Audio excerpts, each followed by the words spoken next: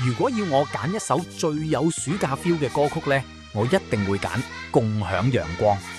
每次見到呢個 MV， 聽到呢首歌，就好似一秒翻去80年代初嘅暑假。《共享陽光》由蔣慶龍主唱，雖然今日未必人人都記得歌手個名，但相信好多人都仲記得呢個 MV，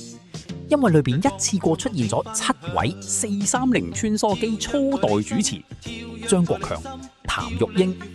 歐燕聯、藍潔瑛、曾華時、龍秉基同埋周星馳。MV 入面啊，佢哋一班年青人一齊去尖沙咀碼頭同尖東海旁，嗰啲都係80年代香港年青人最中意去嘅地方啊！睇住呢啲畫面，我總會諗起自己第一次約埋中學同學一齊去尖沙咀玩，嗰種青春，嗰份自由，嗰種對未來充滿期待嘅感覺，直到今日都仲記得。呢7位年青人後來都走上咗截然不同嘅人生路，有人依然活躍喺電影電視圈，有人早已離開幕前，甚至已經離開咗我哋。我哋懷念嘅唔止係《共享陽光》呢首歌，而係嗰個年代嘅自己，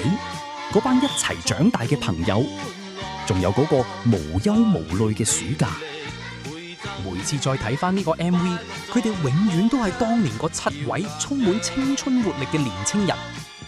共享陽光留低嘅唔單止係一首歌啊，而係一個夏天，一段屬於我哋呢一代人嘅青春回憶。